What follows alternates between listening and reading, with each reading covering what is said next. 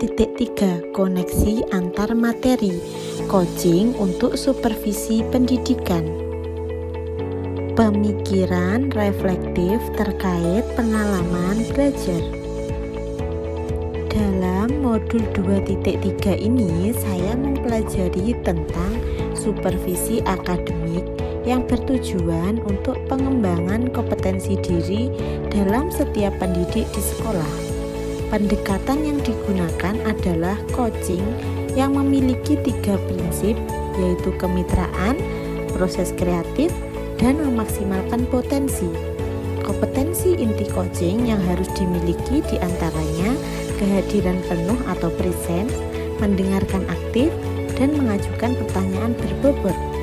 Percakapan berbasis coaching menggunakan alur Tirta, yaitu tujuan, identifikasi, rencana aksi, dan tanggung jawab.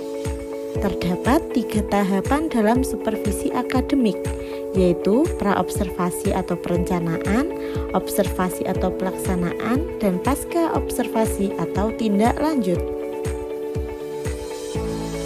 Emosi-emosi yang dirasakan terkait pengalaman belajar. Yang pertama, tertarik. Saat pertama kali membaca judul modulnya tentang coaching untuk supervisi akademik, saya merasa tertarik untuk mempelajarinya. Yang kedua, cemas. Setelah membaca tugas dan target yang harus diselesaikan dalam modul ini, saya merasa cemas tidak akan bisa memenuhi semua tugas dan target tersebut dengan baik. Ketiga, optimis. Setelah menjalin kolaborasi dengan rekan CGP dan rekan sejawat untuk memenuhi target tugas, saya merasa optimis bahwa saya mampu menyelesaikan tepat waktu. Yang keempat, percaya. Setelah menjalani semua proses pembelajaran dalam materi ini, saya percaya bahwa saya akan mampu untuk dapat melaksanakan praktek coaching ini sebagai bentuk implementasi. Apa yang sudah baik berkaitan dengan keterlibatan diri dalam proses belajar.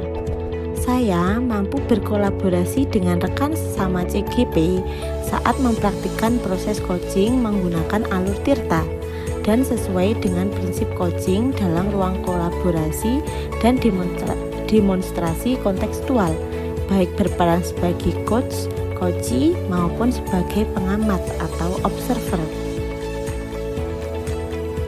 Apa yang perlu diperbaiki berkaitan dengan keterlibatan diri dalam proses belajar? Yang perlu diperbaiki adalah kemampuan dalam mengajukan pertanyaan berbobot agar dapat menggali informasi permasalahan pada diri coachee sehingga dapat menemukan solusi atas permasalahan yang dihadapi.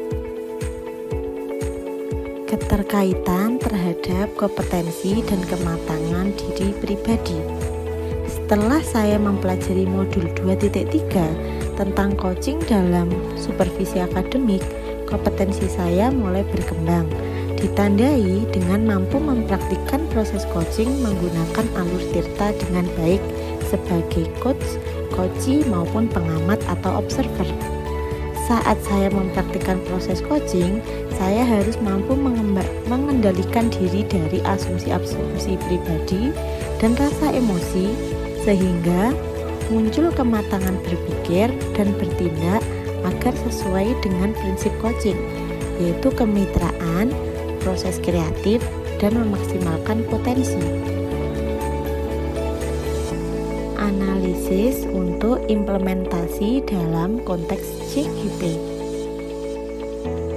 Memunculkan pertanyaan kritis berhubungan dengan konsep materi dan menggalinya lebih jauh. Bagaimana agar prinsip coaching dapat diterapkan dalam kegiatan supervisi di sekolah?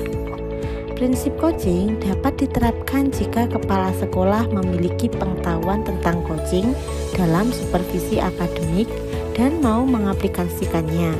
Kegiatan supervisi jangan hanya bertujuan sebagai bagian penilaian guru saja, namun supervisi harus dijadikan sebagai cara untuk meningkatkan kompetensi akademik guru sehingga tidak hanya melakukan observasi kelas saja, tapi harus ada percakapan pra-observasi dan pasca observasi.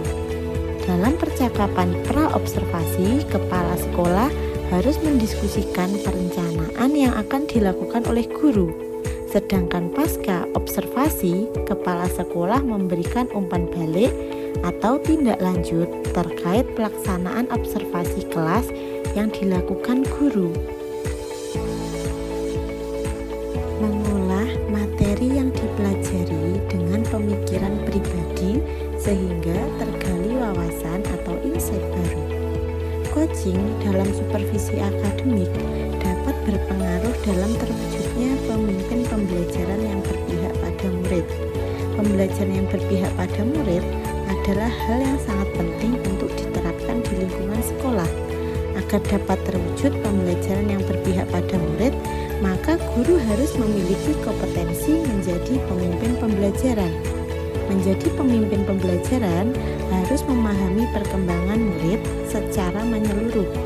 Tidak hanya aspek kognitif saja, namun juga harus memahami karakter dan sosial emosional murid. Dengan demikian, tujuan coaching dalam supervisi akademik untuk mengembangkan kompetensi guru agar dapat meningkatkan kinerja dan terwujudnya pembelajaran yang berpihak pada murid.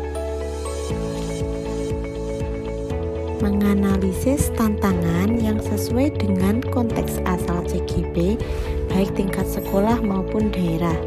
Tantangan terberat adalah menyeragamkan pemahaman tentang coaching dalam supervisi akademik kepada komunitas sekolah.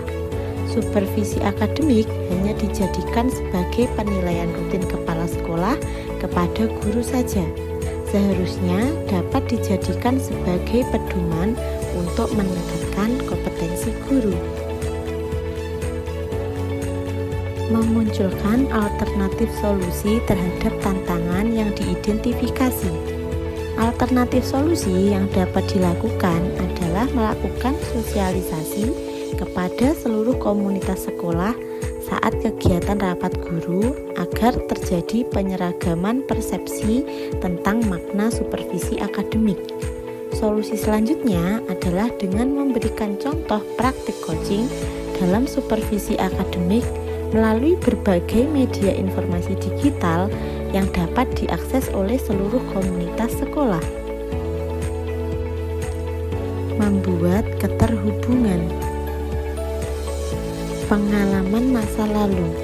Saya pernah disupervisi kepala sekolah dan pengawas sekolah. Namun, kegiatan supervisi tersebut hanyalah sebatas menjalankan kewajiban saja, tanpa mengetahui makna supervisi yang sebenarnya. Kegiatan supervisi akademik hanya dilakukan saat kepala sekolah atau pengawas melakukan observasi kelas saja, tanpa adanya kegiatan pra-observasi dan pasca observasi, sehingga hanya sebatas pemberian nilai kepada guru saja. Penerapan di masa mendatang. Kedepannya, kegiatan supervisi ini harus dijadikan salah satu bagian dalam peningkatan kompetensi guru dalam bidang akademik dengan menggunakan prinsip coaching, yaitu kemitraan, proses kreatif, dan memaksimalkan potensi. Konsep atau praktik baik yang dilakukan dari modul lain yang telah dipelajari. Modul 2.1.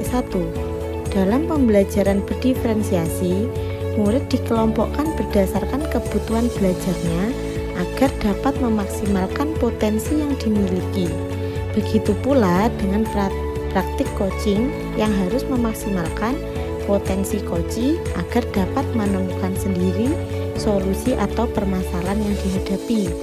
Untuk modul 2.2, dalam pembelajaran sosial emosional terdapat teknik stop dan mindfulness yang dilakukan untuk dapat membuat suasana menjadi lebih kondusif. Saat melakukan coaching pun, seorang coach harus menerapkan teknik tersebut agar dapat fokus dan terwujud kehadiran penuh saat melakukan proses coaching. Informasi yang didapat dari orang atau sumber lain di luar bahan ajar PGP. faktor utama pelaksanaan supervisi akademik oleh kepala sekolah. Kesadaran kepala sekolah akan kompetensi supervisi yang harus dijadikan semangat dan dukungan oleh para guru. Coaching yang diberikan kepala sekolah akan memberikan pengaruh pada proses pembelajaran. Suasana kebersamaan sekolah yang mendukung bisa dijadikan sebagai sarana untuk membangun kinerja lebih maksimal dan kegiatan supervisi akan berjalan dengan nyaman. Ini dikutip dari Putra Aditya Dwi, penerapan coaching untuk meningkatkan kompetensi kepala sekolah dalam supervisi akademik.